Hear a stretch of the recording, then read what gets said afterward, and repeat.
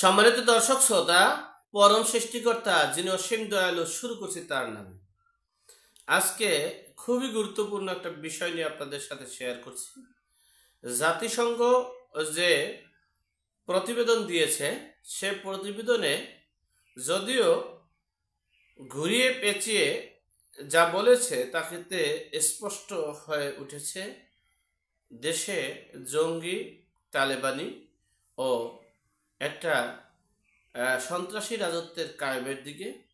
সে বিষয়ে বিশ্ববিখ্যাত time magazine পত্রিকা, নিউজ টুডে, বিজনেস টুডে সকল পত্রিকায় স্পষ্ট ভাষায় ক্লিয়ার হয়ে আসছে। সে বিষয়ে আপনাদের সাথে শেয়ার করছি। যাই হোক, বিষয়টা হচ্ছে, আপনারা দেখেছেন এই কত নাটক। আয়নাঘর তৈরি করতে 6 মাস সময় লাগছে। 6 মাস 6 দিন পর, অর্থাৎ 6 মাস লাগছে তৈরি করতে, আর সেখানে নতুন ফ্যান আসছে, সেখানে নতুন রশি দিয়ে বাঁধা হচ্ছে। এই সেই আয়নাঘরের কাহিনী। সেই সময় জাতিসংঘের প্রতিনিধি এরা যে 127 পৃষ্ঠার যে রিপোর্ট তৈরি করেছেন, তাতে স্পষ্ট হয়েছে দি টাইম ম্যাগাজিন, বিশ্ববিখ্যাত পত্রিকা টাইম ম্যাগাজিনেও সর্বপ্রথম যেভাবে লিপিবদ্ধ হয়েছে ঠিক সেটাই স্পষ্ট হয়েছে। দ্য হিন্দুস্তান এবং পশ্চিমা রাষ্ট্রের বিখ্যাত আল জাজিরা সহ এই বিজনেস টুডে সকল পত্রিকায় স্থান পেয়েছে যে বর্তমান সরকারের অধীনে হিন্দু, বৌদ্ধ, খ্রিস্টান অর্থাৎ সংখ্যালঘুদের উপর নির্যাতন, নিপীড়ন হচ্ছে, নির্বিচারে হত্যা হচ্ছে, গুম হচ্ছে। বিচার ব্যবস্থা নেই বলতেই চলে।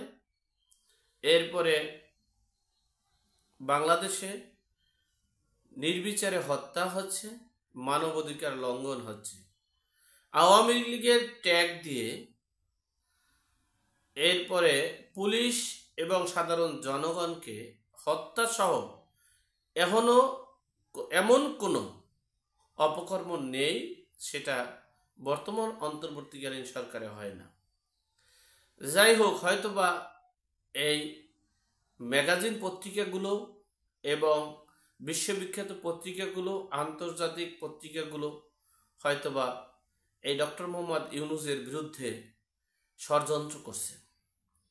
আর এই ষড়যন্ত্র করে হয়তোবা doctor Mohammad Yunus neat and clean, শান্তিতে নোবেল পুরস্কার প্রাপ্ত, এই নোবেল পুরস্কার কেড়ে নেওয়ার জন্য এই দেশি বিদেশি চক্রান্ত শুরু হয়েছে, ষড়যন্ত্র হয়েছে।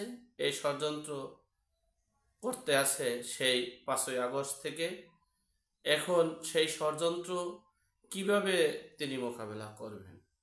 অপরদিকে এই ডোনাল্ড ট্রাম্প, মার্কিন যুক্তরাষ্ট্রগুলো তাদের নীতি, 3টা নীতির উপরেই তারা নির্ভরশীল। সকল ডিসিশন নিয়ে থাকে 3টা নীতির উপরে। সেখানে 1 নম্বর নীতি হচ্ছে তাদের এই ব্যবসায়িক নীতি, 2 নম্বর নীতি হচ্ছে তাদের ভিতরে দেশীয়, মানে তাদের রাজ্যে দলীয় মানে প্রতিযোগিতা, সেখানে প্রতিযোগিতা সবসময় ঊর্ধ্বে থাকার জন্য যে কৌশল অবলম্বন করা দরকার সেটা। 3 নম্বরে হচ্ছে প্রতিবেশী। এরপরে আরো অনেকগুলো ধাপের দিকে বিবেচনা করে থাকে, প্রধানত এই 3টা। সেখানে এই যুক্তরাষ্ট্রের আওতাধীন রাজ্যগুলো এবং প্রদেশের বাহিরে সবচেয়ে বড় ব্যবসায়ী রাষ্ট্র এবং বন্ধু প্রতিম রাষ্ট্র এই ভারতে ডোনাল্ড ট্রাম্পের সবচেয়ে আধিপত্য বিস্তার হয়েছে এবং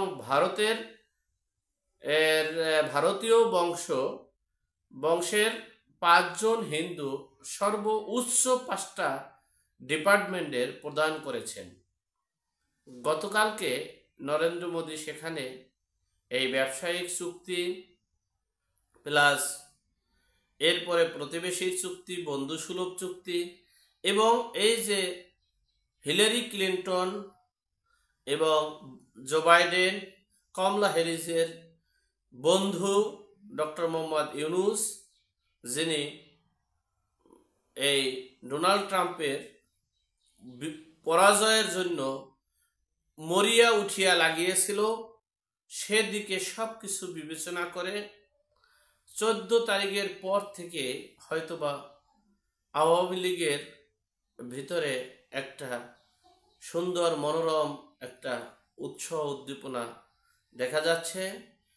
এই জাতিসংঘের প্রতিবেদনে যা আসছে, পরবর্তীতে আসবে, আওয়ামী লীগকে নির্দ্বিধায় সভা সমাবেশ সবকিছু করতে দেওয়া হবে।